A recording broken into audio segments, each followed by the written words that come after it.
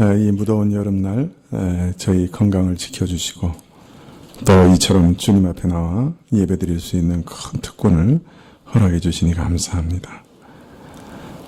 저희가 주님께 나오게 된 모든 일들이 주님의 매우 크신 은혜요, 또 하나님의 깊은 섭리와 계획이 이루어지는 일인 줄 압니다.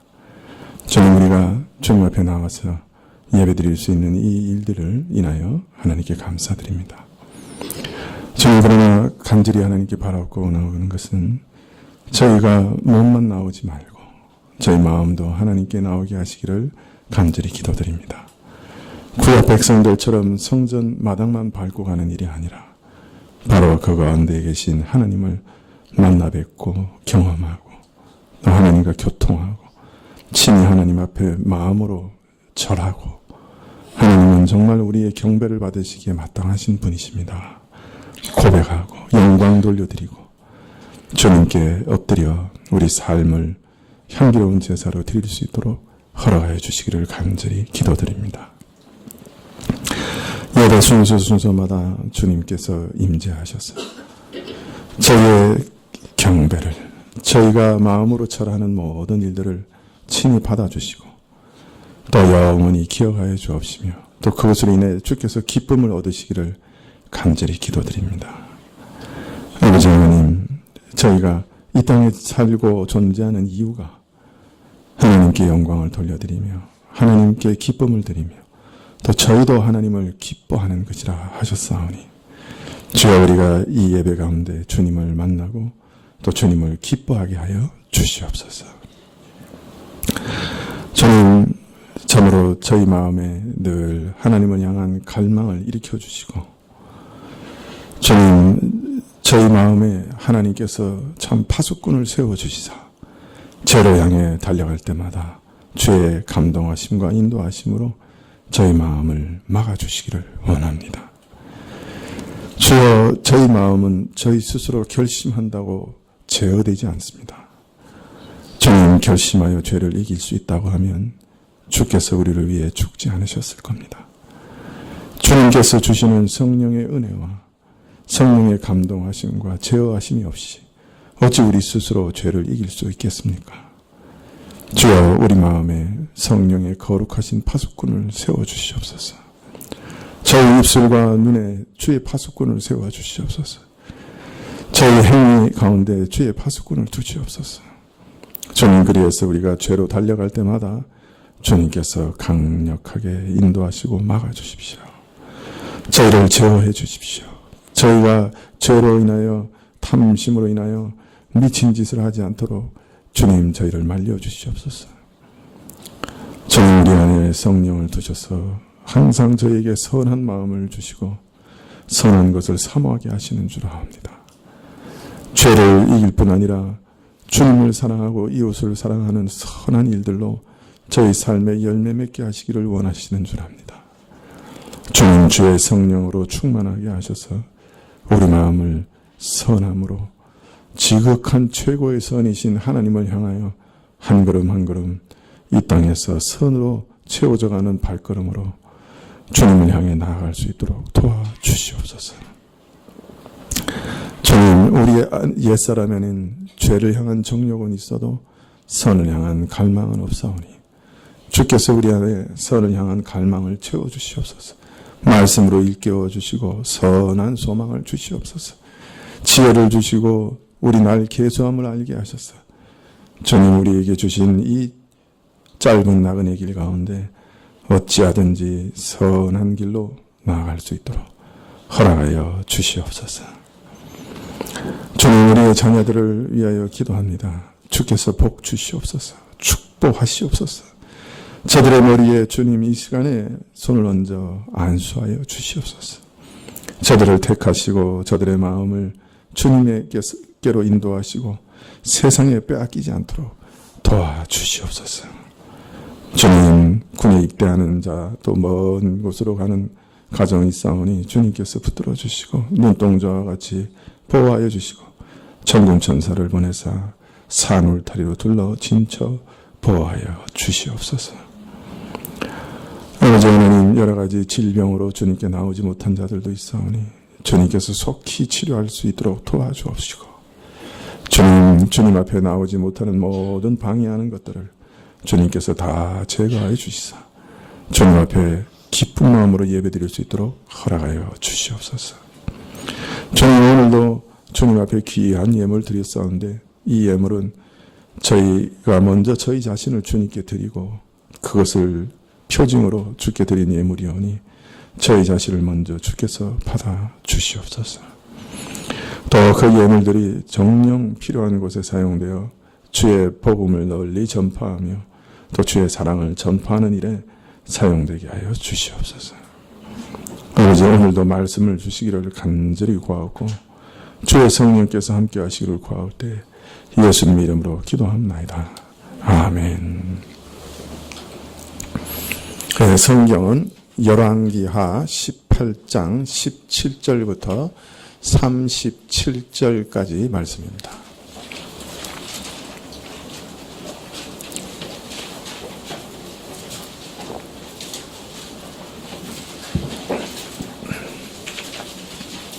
열왕기하 18장 17절부터 37절까지 말씀입니다.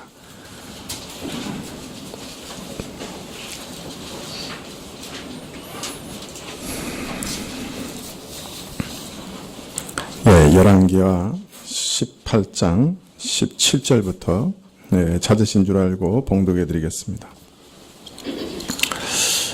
아스르 왕이 다르단과 랍사리스와 랍사게로 대군을 거느리고 라기스에서부터 예루살렘으로 가서 히스기야 왕을 치게 하매 저희가 예루살렘으로 올라가니라. 저희가 올라가서 윈모 수도곁 곧 세탁자의 밭에 있는 큰 길에 이르러서니라. 저희가 왕을 부르매 힐기야의 아들 국내 대신 엘리야김과 서기관 셈나와 아삽의 아들 사관 요아가 저희에게 나가니 랍사게가 저희에게 이르되 너희는 히스기야에게 고하라. 대왕 아수르 왕의 말씀이 너희 의뢰하는 이 의뢰가 무엇이냐. 내가 싸울 만한 계교와 용력이 있다고 한다마는 이는 입에 붙은 말뿐이라. 내가 이제 누구를 의뢰하고 나를 반역하였느냐. 이제 내가 저 상한 갈대 지팡이 애굽을 의뢰하도다. 사람이 그것을 의지하면 그 손에 찔려 들어갈지라. 애굽왕 바로는 무릇 의뢰하는 자에게 이와 같으니라. 너희가 혹시 내게 이르기를 우리는 우리 하나님 여호와를 의뢰하노라 하리라마는 히스기야가 여호와의 산당과 제단을 제하고 유다와 예루살렘 사람에게 명하기를 예루살렘 이 단 앞에서만 숭배하라 하지 아니하였느냐 하셨나니 이제 너는 내 주 아수르 왕과 내기하라. 내가 만일 그 말 탈 사람을 낼 수 있다면 나는 내게 말 2,000피를 주리라. 내가 어찌 내 주의 신복 중 지극히 작은 장관 하나인들 물리치며 애굽을 의뢰하고 그 병거와 기병을 얻을 듯하냐.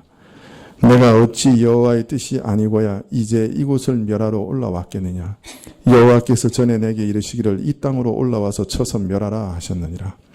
힐기야의 아들 엘리야김과 셈나와 요아가 랍사게에게 이르되 우리가 알아듣겠사오니 청컨대 아람 방언으로 당신의 종들에게 말씀하시고 성 위에 있는 백성에 듣는데 유다 방언으로 우리에게 말씀하지 마옵소서.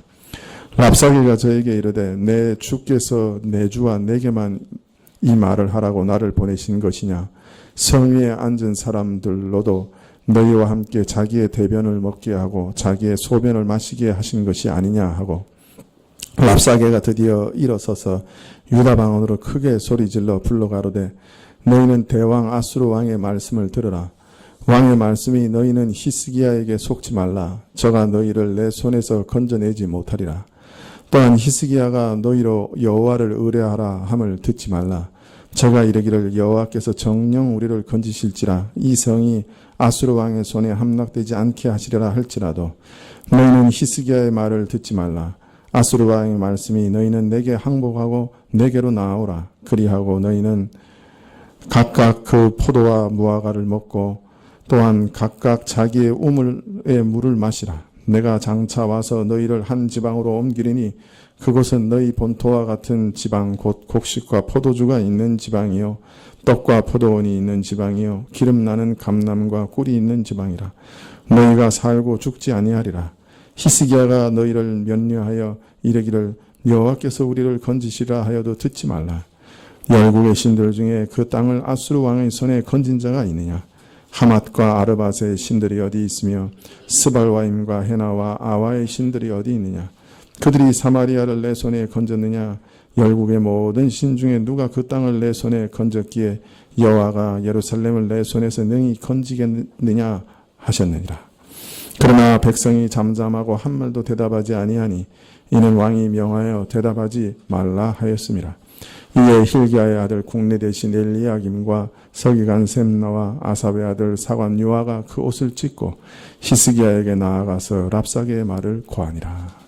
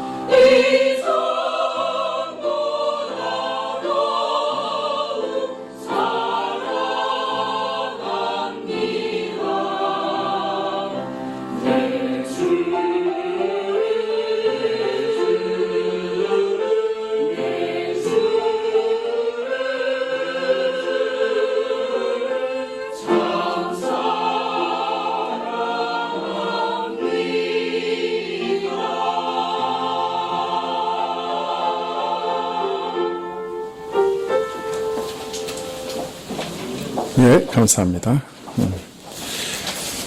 어때요? 좀 더우십니까? 예? 부채질 하시는 분도 계시고 그런 것 같은데. 괜찮으세요? 예.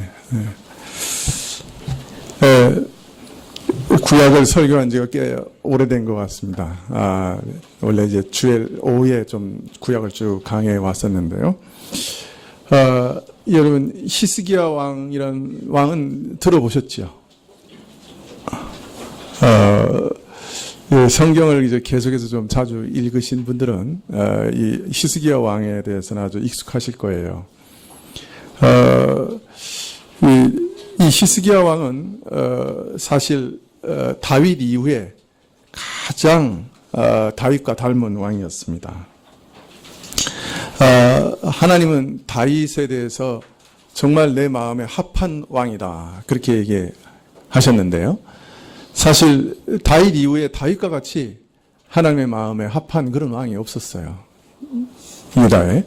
그런데 이 히스기야 왕은 바로 그런 평판을 들은 왕입니다. 다윗 왕과 같은 그런 왕이라. 모든 면에서 하나님을 향하여 충성되고 또 올바르고 선하게 통치를 행한 그런 왕이었죠.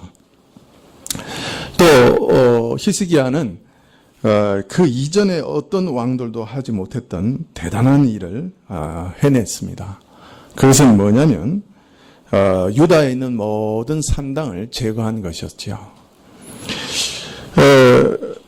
하나님께서는 율법에 분명 단 한 곳만 정하시고 그곳에서 하나님께 예배를 드리도록 이스라엘 백성에게 명령하셨습니다.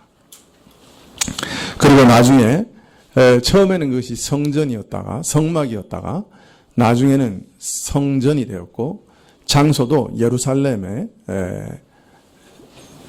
산정에 성전을 지으라고 하심으로 예루살렘으로 결정이 되었지요. 그래서 예루살렘에 있는 성전 단 한 곳에서 항상 제사를 드리고 예배를 드리도록 명령하셨던 것이에요. 그것은 앞으로 오실 예수님에 대한 예표였죠. 오직 예수님 한 분만이 모든 죄인의 죄를 해결하시고 모든 죄인을 구원하실 수 있다. 그러니까 그 예수님을 나타내는 성전이기 때문에 오직 그 성전에서만 예배드리고 분향하고 제사드리라. 그렇게 명령하셨던 거예요. 그러나 이스라엘 백성들은 그 명령을 성전이 지어진 이후에도 200년 동안이나 지키지 않았어요. 왜 그랬는지 모르지만 그냥 자기들이 원하는 곳에 가서 성전이 정해지기 전에 있었던 많은 산당들에게 가서 제사를 지냈던 것이죠. 히스기야 왕은 그 지난 200년 동안 그 누구도 하지 못했던 일을 했습니다. 바로 그 산당들을 다 제거했던 거예요. 그래서 모든 이방 종교의 흔적들을 제거했을 뿐 아니라 율법에 명령한 대로 오직 한 곳, 하나님이 정하신 한 곳에서만 예배드리라고 하셨던 그 일들을 이제 이루어 냈던 것이죠. 히스기야는 이 일 말고도 이스라엘이 참된 믿음 가운데 설 수 있도록 하기 위하여 모든 노력을 기울였습니다. 그래서 하나님께서는 히스기야를 다윗 왕과 같은 왕이다. 그렇게 기뻐하셨던 것이죠. 자, 그런데 이상하게도 그런 하나님 앞에서 충성을 다하고 선하고 온전했던 그 왕의 통치 기간에 아주 큰 어려움과 환란이 유다에게 닥쳤습니다. 오늘 말씀이 바로 그 어려운 일들을 기록하고 있는데요. 그 환란을 기록하고 있는데요. 히스기야 통치제 14년에 그 당시에 가장 강대국이었던 아수르 왕인 사네립이 이 남유다를 쳐들어와서 견고한 성들을 무수히 빼앗았습니다. 그 당시 아수르의 기록도 남아 있는데요. 유다의 견고한 성 46개를 쳐서 빼앗았다. 그렇게 기록하고 있습니다. 유다는 전무후무한 대공격을 받았던 것이죠. 이제 유다는 절체절명의 위기에 빠지게 됐습니다. 이제 나라가 사라지게 될 그런 위험에 처하게 된 것이죠.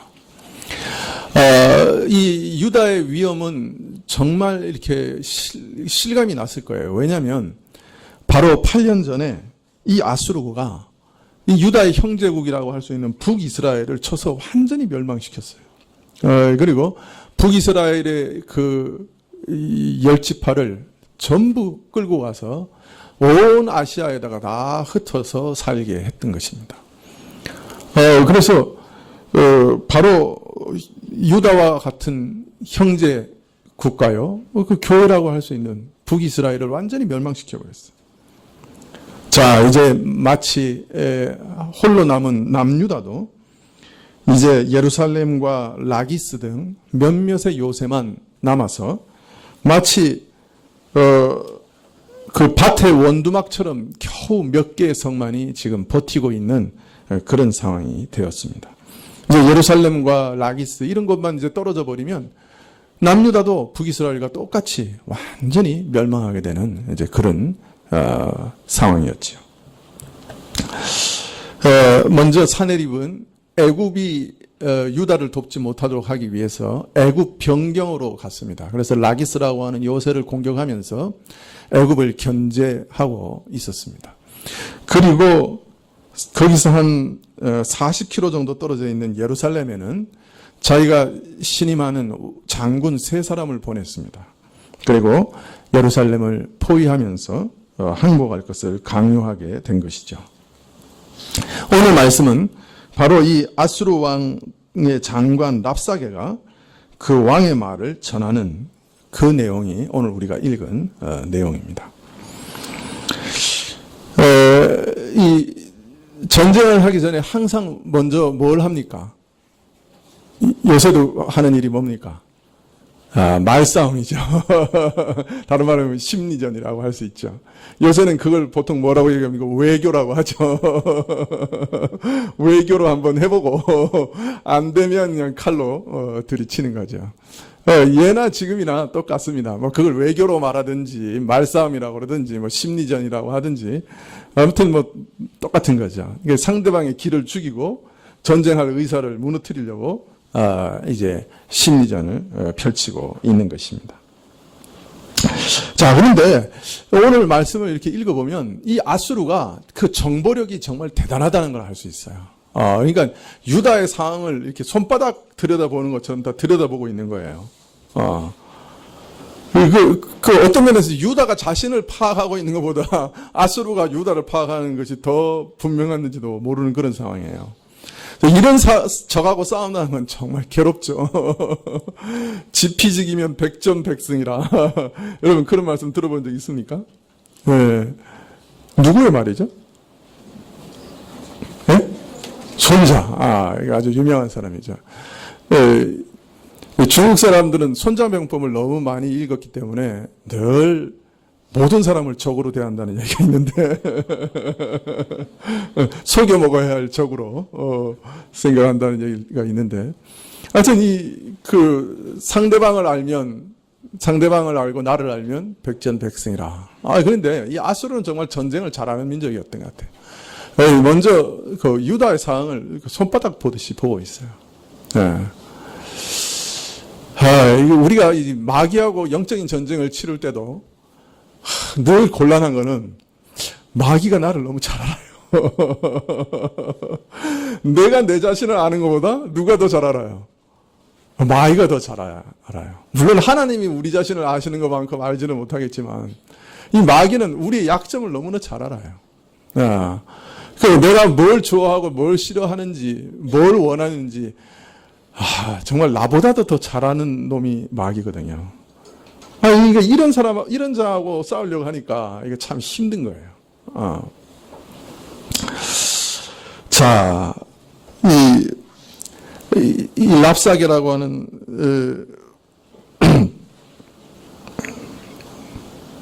장관이 와서 전투를 시작하기 전에 상대방의 전의를 상실하기 위해서 이스라엘의 약점을 들춰내는데 이게 가만히 보면 이스라엘이 믿고 의지할 만한 것들을 하나하나 드러내서 조목조목 부정을 합니다.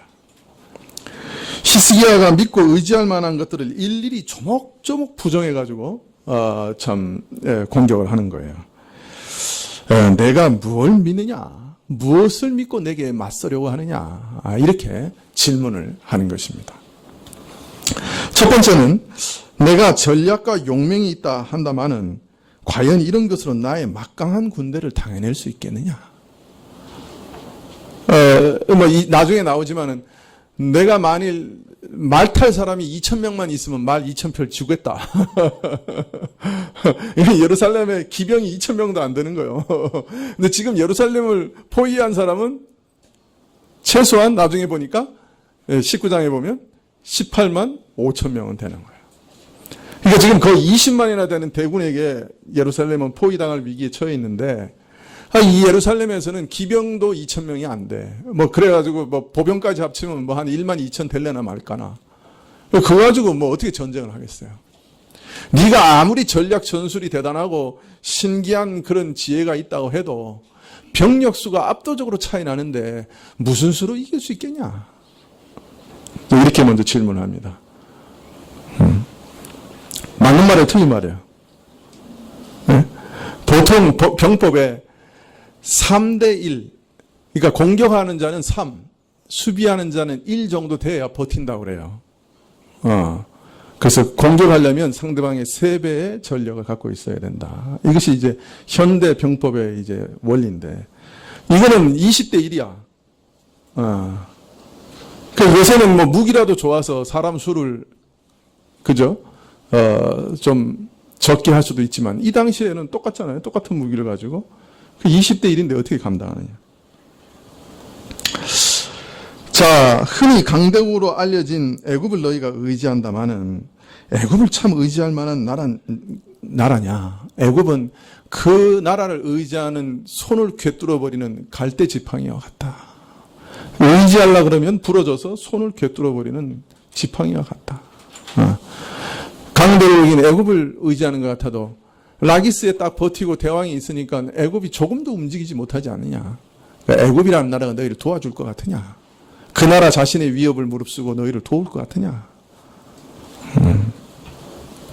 세 번째로는 내가 너희가 원하는 대로 말과 무기를 준다 해도 과연 내 말과 무기를 가지고 싸울 수 있는 군사라도 있냐. 아까 똑같은 말이죠. 그죠?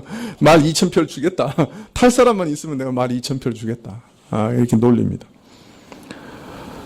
자, 네 번째로 무엇보다도 유다의 전이 싸울 마음을 꺾이기 위해서 아수르는 유다의 믿음을 무너뜨리려고 합니다. 특히 히스기야가 하나님을 위하여 산당을 제거한 일을 교묘하게 역이용해서 참으로 하나님을 위하는 자라고 하면 하나님을 예배하는 장소를 더 많이 지으면 좋을 터인데 히스기야는 오히려 반대로 하나님께 분향하고 제사하는 산당을 다 회파했으니 이런 자를 과연 하나님이 도와주겠냐.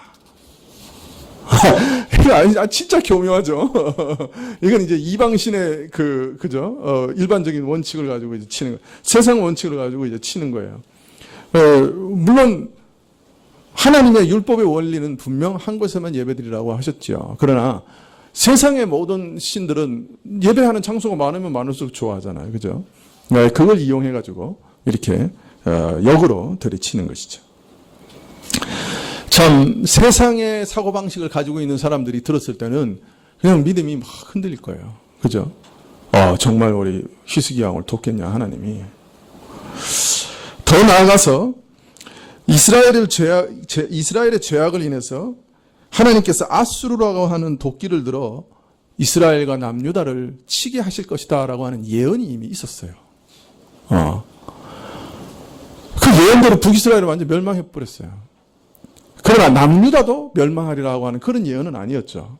그러나 하여튼 분명한 것은 거의 멸망할 만큼 그 죄가 심하기 때문에 아수르를 들어 심하게 채찍질 하실 것이라는 예언이 분명히 있었어요. 자, 그러니까 아수르는 어떻게 그 예언까지 알았는지 모르는데 그걸 뭐라고 얘기합니까?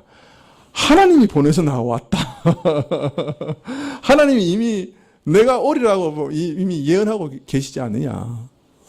하나님의 말씀대로 내가 왔고 너희 말씀대로 너희가 멸망할 수밖에 없다. 말씀을 가지고 공격을 해요. 참 공교하죠. 그죠? 어디서 이런 정보를 얻었는지 모르지만 이사야가 이미 이전에 그런 예언을 했거든요. 그 예언대로 그렇게 되고 있는 거 아니냐 이렇게 얘기하고 있습니다. 모든 면에서 이스라엘이 의지할 만한 모든 것을 공격합니다. 네. 아수르는 지금 사실은 이스라엘의 믿음을 그 뿌리채부터 흔들고 있는 거예요. 상대방의 믿음을 오히려 역이용하고 하나님의 말씀까지 이용해가지고 역이용해가지고 공격하고 있는 것이죠.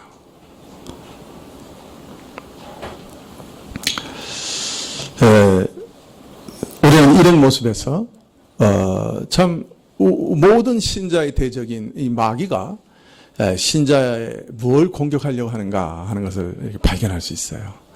마귀는 항상 뭘 공격하는 겁니까? 신자의 믿음을 공격하는 것이죠. 마귀의 모든 공격의 초점은 항상 신자의 믿음에 있습니다. 믿음만 흔들어 버리면 되거든요. 하나님을 믿는 그 믿음을 무너뜨리려고 하는 거예요. 근데 오늘 이 랍사게의 말을 들어보면 얼마나 공교한지 몰라요.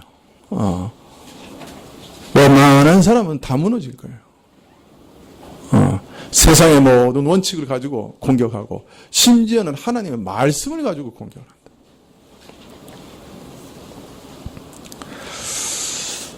자, 이런 말로 이스라엘 백성의 믿음을 무너뜨리는 것을 듣다 못해서 믿음이 연약한 백성들이 속임수에 넘어갈까, 그래서 낙심하고 무너질까 염려해서 엘리야김과 셈나와 요아가 랍사게에게 부탁하기를, 우리는 아람 방언도 잘 알아들으니까 아람 방언으로 말하시오. 유다 방언으로 말하여 저 성벽 위에 있는 백성들이 낙담하지 않게 배려해달라 부탁합니다.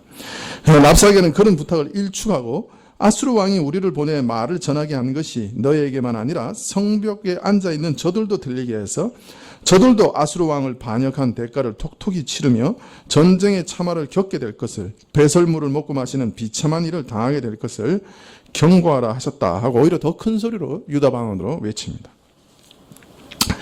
외치되 히스기야가 결코 너희를 아수르 왕의 손에서 구해낼 수 없으리라. 너희는 결코 히스기야와 하나님을 믿고 이르기를 하나님께서 반드시 우리를 구원하시리라. 이 성을 결코 아수르 왕의 손에 넘겨주지 하리라 하는 헛된 믿음을 갖지 말라. 이 히스기야의 감언 이설에 속지 말라. 그러면서 또 이렇게 살짝 유혹을 합니다. 너희가 만일 나에게 항복만 한다고 하면 지금 같이 아니면 지금보다 더 좋은 환경에 살게 해주겠다. 나한테만 항복해라. 그 믿음 가지고 뭐 사냐. 그냥 살면 이 세상에서 좋은 건 많이 주겠다. 꿀이 흐르는 땅, 포도나무가 열매 맺는 땅, 그런 곳에서 편히 살게 해줄 거다. 참 믿음만 버리면 내가 아주 편한 삶을, 이 땅에서 부용한 삶을 살게 해주겠다. 그렇게 유혹을 합니다. 또 히스기야가 너희가 말하되 하나님께서 우리를 구원하시라고 하였지만 이것은 너희를 속이는 거짓말이라. 너희 주변 열국을 돌아봐라. 어느 민족의 신이 그 땅을 아수르 왕에서 구한 적이 있느냐. 하맛의 신들이 어디 있으며 스발와임의 신들은 어디 있느냐. 헤나의 신은 어디 있느냐. 사마리아의 하나님이 아수르의 손에서 과연 북이스라엘 백성을 구원하였느냐. 세상의 모든 왕들이 다 섬기는 세상의 모든 신들이 다 아수르 왕에서 그 손에서 건짐을 얻지 못했다. 심지어는 너희와 똑같은 하나님을 섬기는 북이스라엘마저도 이미 멸망하지 않았느냐. 그러니 여호와 하나님이 너희를 구원하려고 해도 구원할 수 있겠느냐. 이거 참 치명적이죠. 그죠? 북이스라엘도 멸망하지 않았느냐. 치명적이죠. 하나님께서는 북이스라엘의 죄가 너무 심해서 그들을 처벌하고 징계하신 것이고, 사실은 아수르는 하나님의 손에 사용되는 도끼요, 하나님의 손에 들린 채찍이 불과한 자들인데, 이렇게 참 교만하게 자기를 자랑하고 있습니다.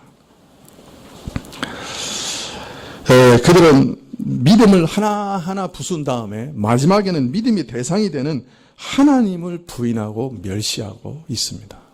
이것이 마귀의 최종적인 목표죠. 하나님이 누구신가를 오해하게 해서 그 사람을 무너뜨리는 것. 이것이 또한 마귀의 괴략입니다. 하나님을 향한 믿음을 무너뜨리고 또 하나님 자신에 대한 오해를 불러일으켜서 하나님 자신에 대해서 참 부인하게 하는 그런 일이 마귀의 전형적인 수법이죠. 그러니까 마귀가 늘 두 갈래 길로 공격해오는 거예요. 제일 먼저 많이 공격하는 것은 우리의 믿음. 그 다음에는 하나님 자신, 그분이 누구신가 하는 것에 대한 지식과 또 그분에 대한 오해, 이런 방향으로 공격을 해오는 것이죠.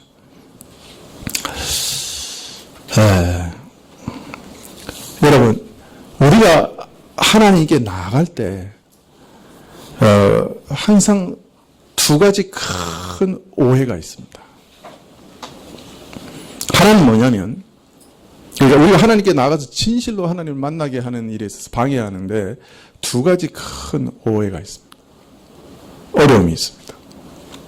그건 뭐냐면, 하나는 내가 이런 모습인데 어떻게 하나님께 나아가 하는 마음입니다.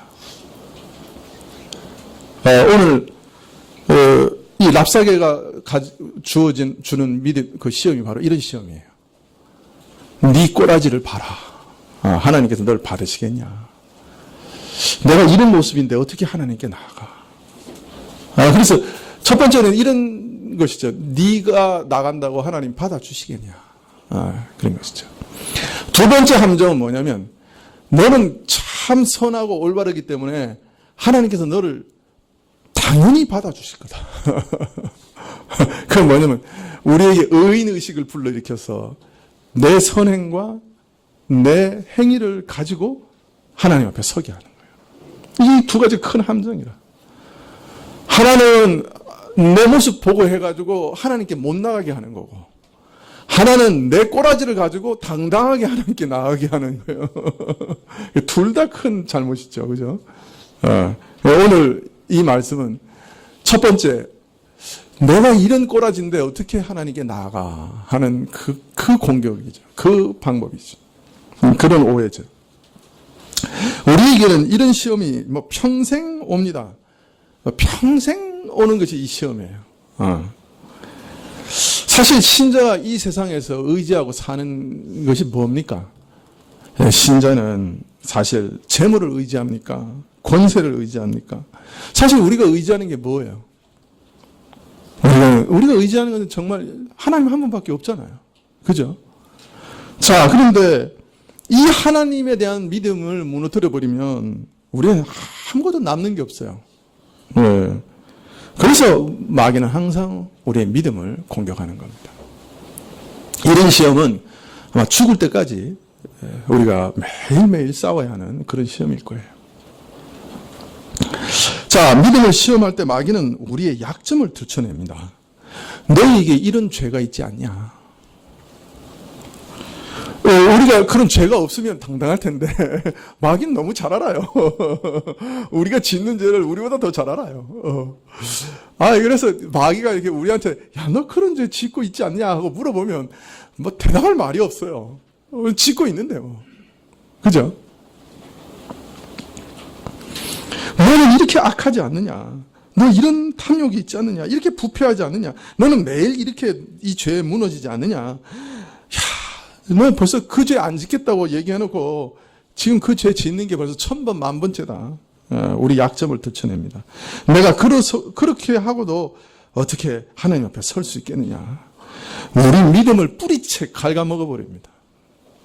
하나님께 나가지 못한.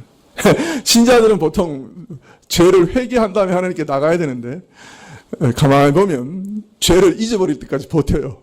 자기가 잊어버릴 때까지. 하나님은 안 잊어버리세요. 회개해야지. 잊어버릴 때까지 버티시면 안 돼요. 자, 두 번째는요. 또 하나님 말씀과 설교를 통해서 공격을 합니다. 야, 하나님 말씀에 너 마땅히 그렇게 행하면 망한다고 기록되어 있지 않느냐? 맞아, 틀려. 맞습니까? 틀립니까? 맞죠. 하나님 말씀에 분명히 이렇게 기록되어 있단 말이에요. 이런 죄를 짓는 자는 천국을 유혹으로 받지 못하리라. 하나님 말씀에 기록되어 있단 말이에요. 야, 하나님 말씀의 원리를 보면 너 마땅히 망할 자 아니냐? 이렇게 되면 완전히 살 소망이 없죠. 네가 죄인 아니냐? 네가 얼마나 더럽냐? 네 마음의 생각을 알면 네 아내나 남편이라도 도망갈 거다. 와, 계속해서 이렇게 공격. 야, 사람들이 네 마음을 알면 얼마나 실망하겠냐? 근데 하나님은 네 마음을 네보다 더 잘 아는데 하나님은 널 실망하지 않겠냐? 하나님 널 그래도 여전히 사랑하겠냐? 말씀으로 또 공격하는 거야. 말씀에 너 같은 죄인은 당연히 심판받는다고 써져 있지 않느냐.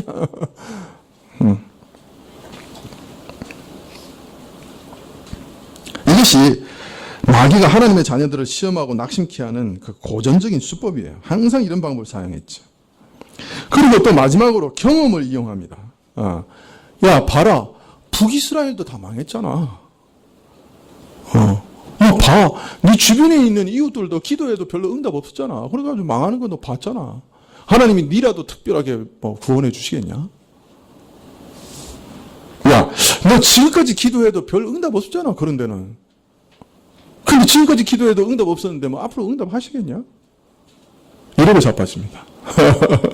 근데 사실은 끊임없이 고난 가운데 있는 성도들에게는 이게 상당히 설득력이 있어.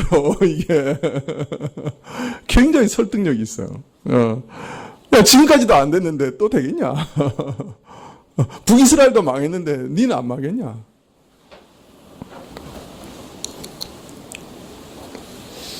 야, 너 그런 거 기도해가지고 응답 받았다는 사람 들어본 적 있냐?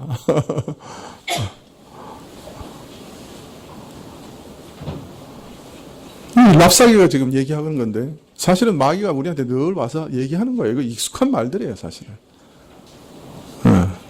야, 니는 보니까 추세를 봐라. 네가 지금 흥해가는 추세냐, 망해가는 추세냐. 너 지금 망해가는 거 아니냐. 그럼 하나님 망하라고 그러신 거야.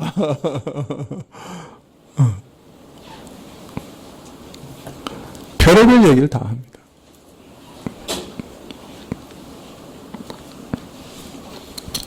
자, 그런데 그 이상한 거는 신자는 그 상황에도 이상하게 하나님께 나가는 거예요. 그런 온갖 유혹과 시험과 정말 너무 논리적인 그러한 질문 속에서도 어떻게 하나님께 나가는 거예요. 다윗이 뭐라고 얘기하냐면 내가 하나님의 신을 피하여 하나님의 신을 피하여 어디로 숨으리까? 어디로 도망가겠습니까? 그렇게 얘기합니다. 우리는 그렇게 얘기합니다. 마귀한테 그래, 네 말이 맞다. 그런데 내가 지금 갈 데가 하나님밖에 없어. 그래서 하나님밖에 없어. 이렇게 대답을 합니다. 세상 애굽도 나를 도와줄 사람이 없고 내 지혜와 지략으로도 안 되고, 그죠? 내 죄를 내가 해결할 길도 없고, 네 말이 다 맞단 말이야. 추세로 보니 망해가는 추세라. 앞날을 봐도 깜깜해.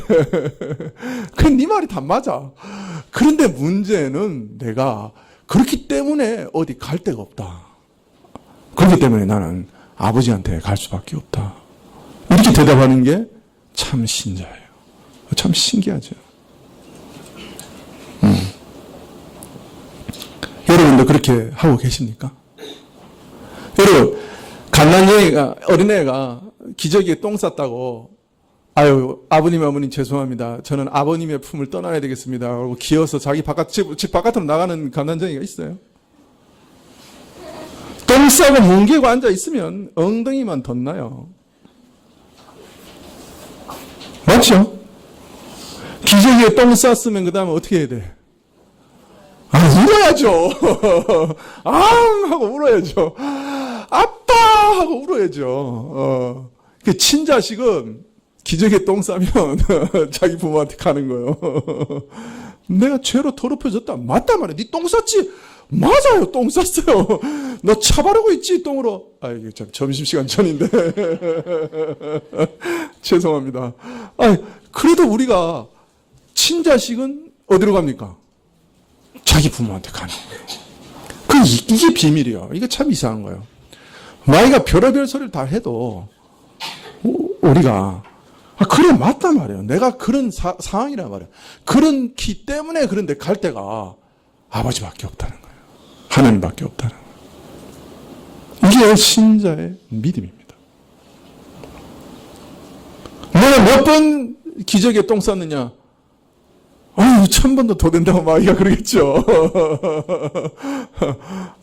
그래서 1000번째쯤 되니까 너무 미안해가지고 내가 스스로 처리하려고요. 처리할 수 있으면 처리하겠죠. 그러나 할 길이 없잖아요. 부모한테 가는 수밖에 없는 거예요. 믿으십니까? 네. 왜 이렇게 아멘 소리가 안 나옵니까? 주의 신을 떠나 내가 어디로 가오리까? 그럼 내가 도대체 어디서 그렇다고 도움을 얻겠느냐 말이야. 아무리 어려워도, 아무리 상황이 비관적이라도, 마귀가 말하는 소리가 다 맞아도, 내가 어디로 갈 거냐 말이야.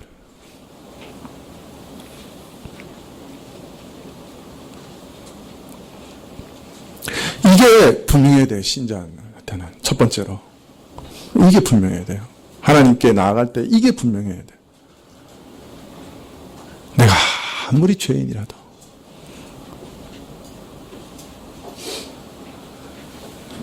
세상에서 제일 큰 죄인이라도, 그렇게 큰 죄인이니까 어디로 갈 거예요? 내가 스스로 지옥 갈 겁니까?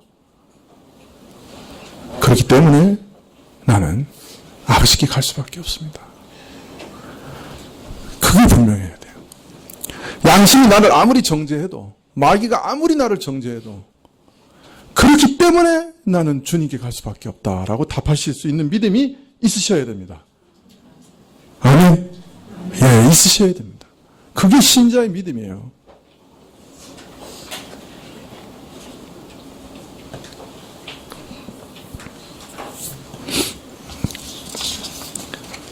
예. 19장에 보면 우리가 오늘 읽지는 않았지만 히스기야가 그 모든 랍사계의 소리를 듣고 장로들을 선지자 이사야에게 보냅니다. 그러면서 이렇게 얘기합니다. 오늘은 환난과 질책과 수치의 날이라 해산할 순간에 이르렀으나 아이를 낳을 힘이 없도다. 이게 얼마나 참 아이를 낳아보신 분들은 다 아시죠. 얼마나 긴박한 순간입니까? 그죠? 해산의 날인데 애는 나와야 되는데 애 낳을 힘은 없어. 절대절명의 순간이죠. 네.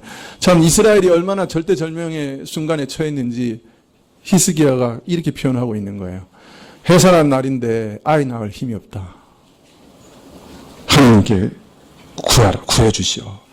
하나님도 저 랍사게가 비웃는 말을 들으셨을 줄 내가 아노니 하나님께서 뭔가 반응을 보이실지라 내가 믿습니다. 하나님께 나가서 간구해 주시오. 이렇게 이사야에게 얘기합니다. 간구합니다. 용기를 내서 내가 하나님 외에 어디로 가겠습니까? 하고 하나님께 나아갑니다.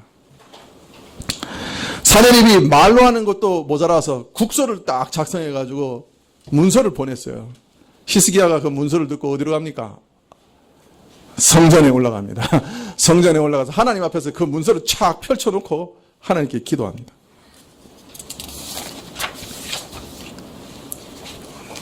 열왕기하 19장 15절 이하에 보면 그룹들 가운데 자정하신 이스라엘의 하나님이시여 오직 주만이 주 홀로 온 땅의 모든 나라들 가운데 참 하나님이시여 주는 천지를 창조하신 분이시니 하늘과 땅의 모든 것이 주의 것이요 주의 다스림을 받나이다.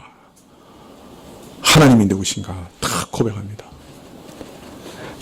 이런 절대절명의 순간이라도 하나님만이 유일한 주관자요 하나님만이 우리를 창조하신 분이요 하나님만이 역사의 주관자인 줄을 믿습니다. 그렇게 다 고백합니다.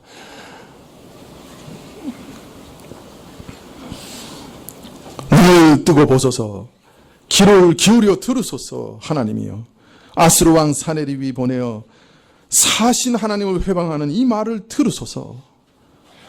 하나님이여 이 마귀의 말을 들어주십시오. 들어보십시오. 믿음을 갉아먹으려고 하는 이 공격을 들어보십시오. 이 말 때문이라도 하나님 일어나십시오 라고 지금 얘기하고 있는 거예요. 얼마나 담대한 기도예요. 참으로 아수르의 왕들은 열국의 민족들과 나라들을 멸하여 싸우며 저들의 신들을 불에 던져 불살랐나이다.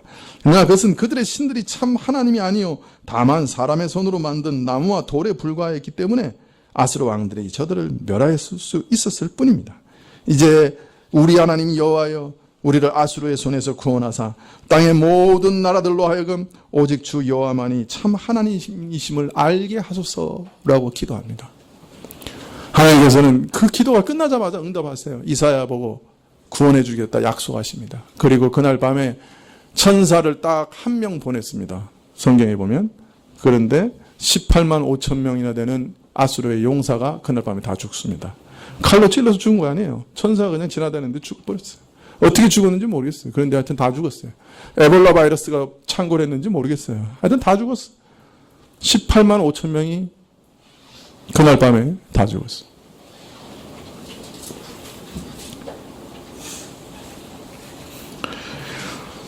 아수르는 그 이후에 비실비실 하다가 100년 후에 신바벨론 제국에 무너집니다. 사실 이때부터 아수르는 내리막길을 걷게 됩니다.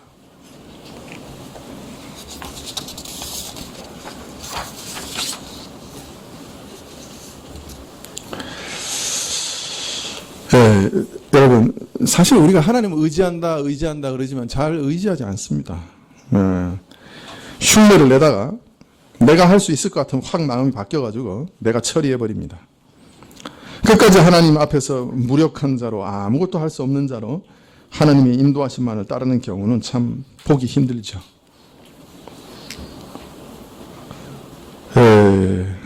그래서 우리 자신이 얼마나 강교한 자인가 하는 것을 순간순간 깨닫기도 됩니다만은, 근데 어떤 때는 정말 절대절명의 순간이 있을 때가 있어요.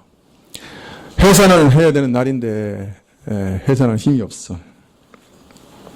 내 힘으로 도저히 어찌할 수 없음을 분명히 알게 되면 이때야말로 사실 우리 믿음이 드러납니다.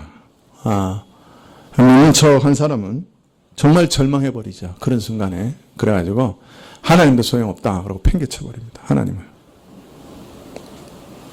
그런데 참된 믿음을 가진 사람은 참 이상해요. 모든 의지할 만한 것이 다 무너지는 그 절대절명의 순간이 올 때 그는 분명 오직 살아계신 하나님 한 분에게만 나아갑니다. 어린아이처럼 어린아이같이 나아갑니다. 하나님 아니시면 누가 나를 돕겠습니까? 하나님께 나아갑니다. 그때 내 모든 것을 맡기는 믿음을 어떤 면에서는 얻게 되는 것이죠. 또 그것을 발견하게 되는 것이. 그게 믿음이라는 게 뭐다 하는 걸 발견하게 되는 것이죠.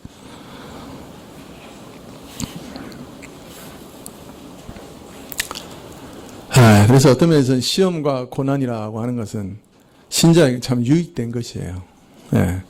바울은 빌립보서 1장에서 뭐라고 그러냐면, 신자가 걸어갈 때 항상 그 마지막 날 구원까지 이르는 그 길을 걸어갈 때 두 가지는 꼭 그렇게 경험하면서, 늘 경험하면서 간다 그래요. 하나는 고난이고, 하나는 성결한 삶을 경험하면서 천국까지 간다는 거예요. 천국까지 가는데 이게 두 가지 없으면 이상한 거예요. 구원받은 사람은 일단 점점 더 거룩한 삶을 살아가는 거룩의 길로 가게 되고, 또 구원받은 사람은 이 땅에서는 반드시 고난의 길을 걷게 돼 있다. 그렇게 얘기해요. 고난이 없는 신자는 없다. 어떤 면에서는 구원에 이르기까지의 완전한 구원에 이르기까지 걸어가는 길이 그런 길이라 그래요. 겉으로 봐서는 아무 고난이 없어도 우리 마음에 또 어떤 때는 참 심각한 마귀의 공격과 유혹과 시험을 받는 그런 고난이 얼마나 많이 있습니까? 믿음의 시험을 받을 때 얼마나 많아요. 그럴 때 여러분 기억하십시오. 내가 주의 신을 떠나 어디로 가오리까? 하나님은 넌 안 되겠다. 넌 이제 끝났다. 너 너무 죄인이라서 너는 도저히 구원해 줄 수 없다. 그렇게 얘기할 때도 내가 주의 신을 떠나 어디로 가오리까? 그런 사람 다 살았어요. 이스라엘한테도 그런 몇 번 있잖아요. 그죠? 그런 대단한 그 애굽에서의 기적을 보이시고, 그죠? 그냥 그 시내산에서 그냥 구름 기둥과 불 기둥으로 임재하셨는데, 모세가 40일 동안 딱 비운 사이에 이스라엘 뭐 했어요? 그 십계명 바로 하늘에서 음성으로 들었던 십계명을 범해가지고 1계명, 2계명 다 범해가지고 금송아지 만들어 놓고 거기서 춤추고 뛰놀았단 말이에요. 하나님 뭐라 그러세요? 야, 안 되겠다. 이거 광야에서 죽이고 모세 네 자손으로 새로 만들어야 되겠다.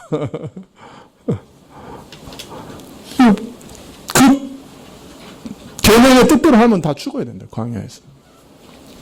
근데 모세가 간구합니다. 하나님, 애굽에서 빼내오셨다가 광야에서 다 죽이면 하나님이 영광이 뭐가 됩니까? 하나님 능력이 없어가지고 광야에서 다 죽였다 그럴 겁니다. 하나님 살려주십시오. 예, 하나님께서 살려주십니다. 그런 분이 부지기수예요, 이스라엘 역사 가운데도. 얘네들 도저히 안 되겠다. 다 죽여야 되겠다. 그래도 하나님 아니시면 내가 어디로 갑니까? 그러고 온 사람들은 다 살았어요. 심지어는 가나안의 7 족속은 너무너무 죄가 관영해서 400년 전부터 아브라함에게 애굽에서 너희 백성이 올라와서 이 땅을 다 차지하고 이 7 족속 다 죽일 거다. 심판의 도구로서 내가 너희 민족을 사용할 거다. 그렇게 약속을 하신 그런 민족이라. 그래가지고 이 가나안 땅에 있는 모든 족속은 다 죽이라고 명령하셨어요. 그게 무서운 심판을 명하신 거죠. 그런데 살은 사람이 있었어요. 누가 살았어요? 네? 첫 번째, 누가 살았어요? 네? 기생? 라합이 살았어요. 첫성 여리고에 살았는데 직업도 별로 거룩한 직업이 아니에요. 기생이라, 창기라.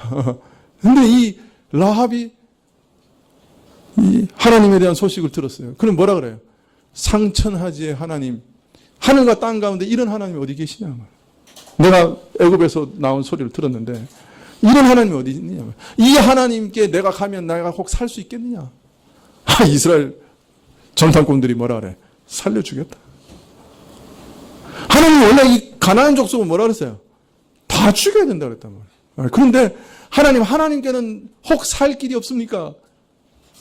나 같은 자라도 살 길이 없습니까? 그런 사람은 다 구원해 주셨다.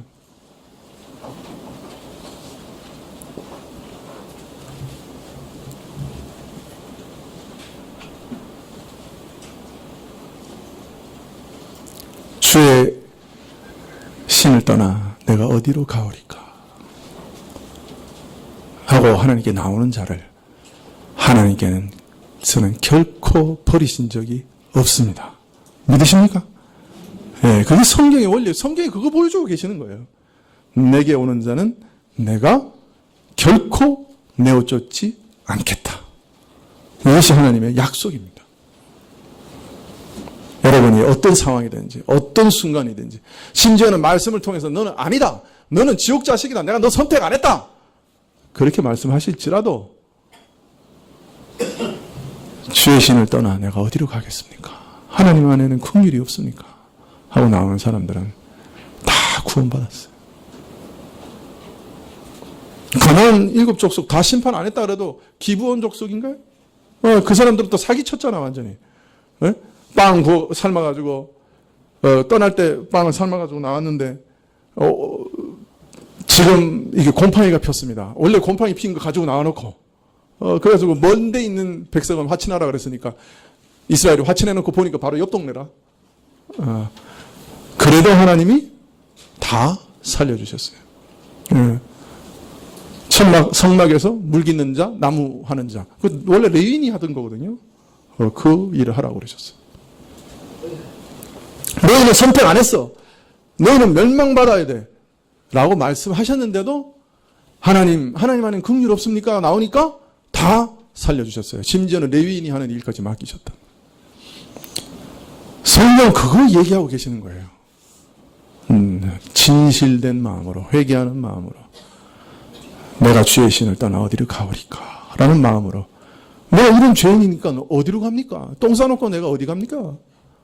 하는 마음으로 나오는 모든 사람은 하나님께서 반드시 구원하십니다. 이것이 있어야 돼요. 우리 신자에게는 이 믿음이 있어야 됩니다. 기도하시겠습니다.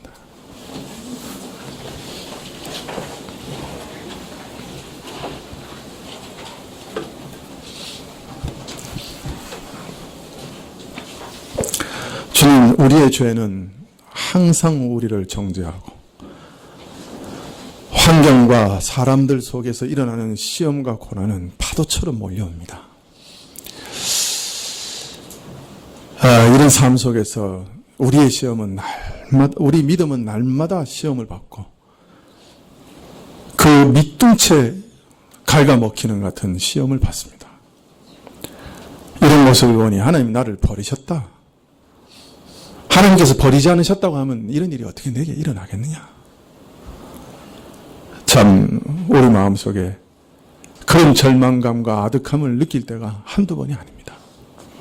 주여, 그러나 오늘 말씀 기억하게 하옵소서. 내가 주의 신을 떠나 어디로 가오리까?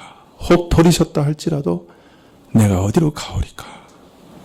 주 외에는 내가 이 땅에서 사모할 자가 없사오며 주 외에는 내가 이 땅에서 의지할 자가 없나이다.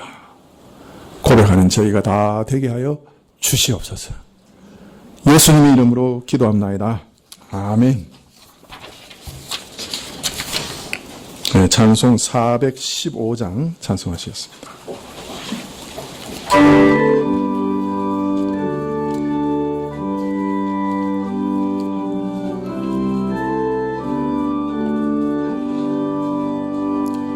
주 없이 살 수 없네 죄인의 구주여, 그 귀한 보배 피로 날 구속하시니 구주의 사랑으로 흘리신 보혈이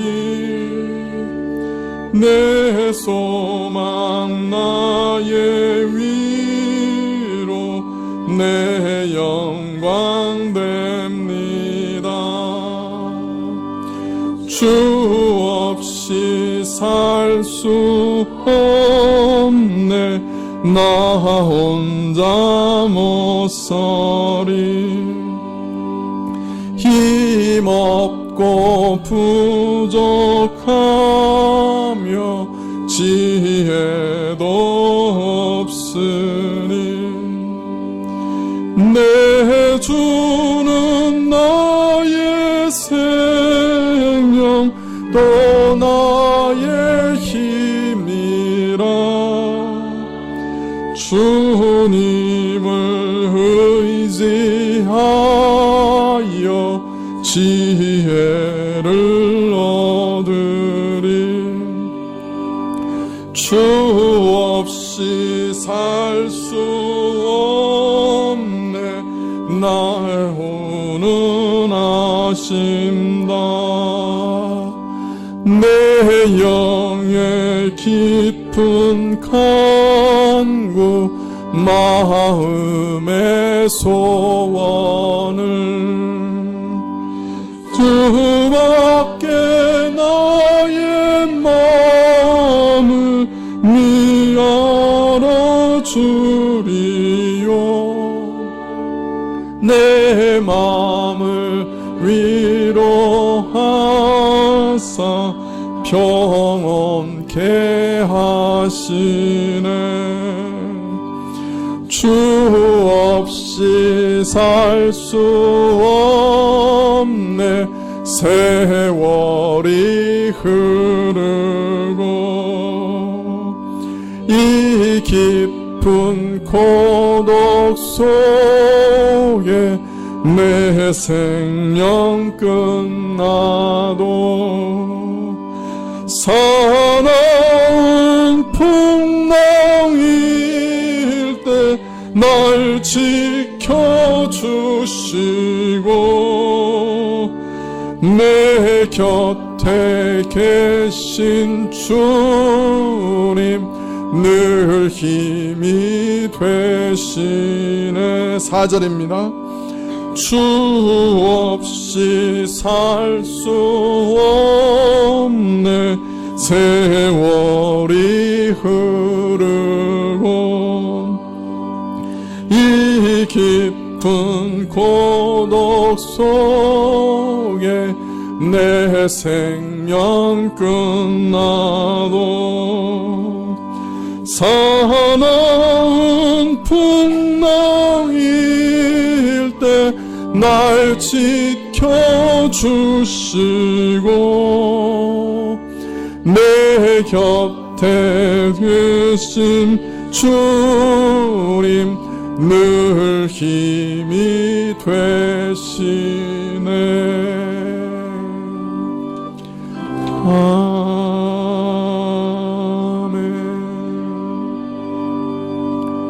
예, 점심 식사 후에 바로 당회가 있겠습니다. 예, 그리고 다음 주에 재직해 있는 것 기억해 주시고요. 또 부흥사경에 있는 것 기억하시고 함께 기도하시고 참여해 주시면 고맙겠습니다. 기도하시겠습니다. 지금은 우리 주 예수 그리스도의 은혜와 하나님 아버지의 그 크신 사랑과 이 은혜와 사랑을 깨닫게 하시고 누리게 하시는 성령님의 교통하시고 역사하심이 내가 언제든지 돌이켜 하나님께만 나아가기만 하면 하나님께서 나를 받아주신다고 하는 것을 믿고 기쁨으로 머리를 숙인 주의 백성들 위해 지금부터 영원까지 함께 계실지어다. 아멘.